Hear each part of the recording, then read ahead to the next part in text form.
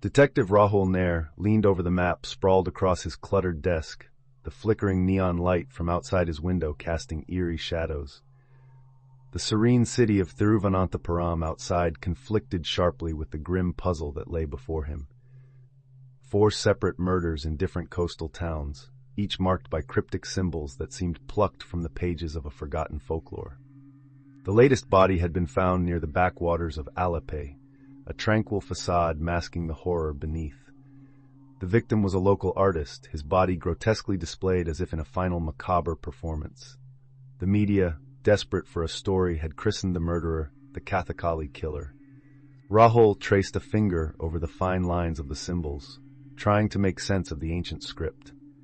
His mind wandered back to his childhood in Kerala, filled with vibrant dances, music, and stories passed down over generations. The symbols seemed to whisper secrets, weaving a narrative deeply embedded in the state's cultural tapestry. He decided to start with the latest victim's studio. The air in Alleppey was thick with the fragrance of wet earth and jasmine as he arrived. The artist's studio was a kaleidoscope of colors and textures, every corner brimming with life, a stark contrast to the lifeless body that had once inhabited it. An old woman sat at the entrance, her eyes clouded with age but sharp with wisdom. "You seek answers, detective?" Her voice was a soft rasp, blending into the rhythmic lapping of the backwaters. Rahul nodded. "The markings, they're part of something older, aren't they?" She closed her eyes, murmuring a prayer. "These symbols are from Theyyam rituals, ancient and powerful. They speak of gods, demons, and the eternal dance of life and death. But to use them in such violence..." Her voice trailed off in sorrow. "You must go to Munnar. The hills guard secrets older than the trees themselves." As Rahul ascended the winding roads to Munnar, the vibrant cityscape became a distant memory. The air grew cooler, filled with the scent of tea leaves and mountain flowers. Nestled amidst the lush greenery was the temple she had spoken of, draped in mist, almost ethereal. The temple's priest, an enigmatic man named Swami Raghavan, greeted him with wary eyes. "The killer takes inspiration from the darkest parts of our myths," he said, guiding Rahul to an inner sanctum filled with ancient scrolls.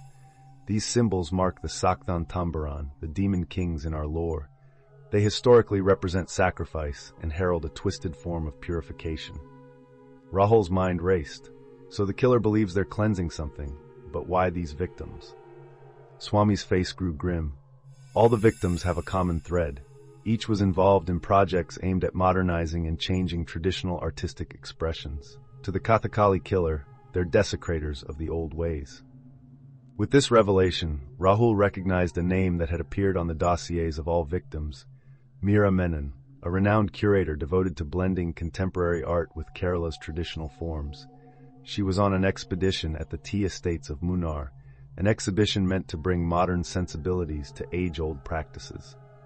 The sun was setting, casting long shadows as Rahul arrived at the expansive tea estate.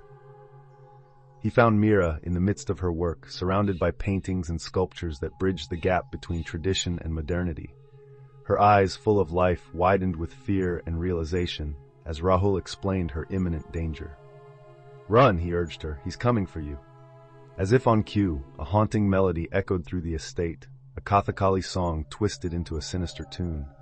From the shadows emerged a figure dressed in elaborate Kathakali attire, face painted in demonic hues, amplifying the grotesque. "The dance must continue," the figure bellowed, lunging towards Meera. Rahul intercepted, grappling with the killer in a desperate struggle.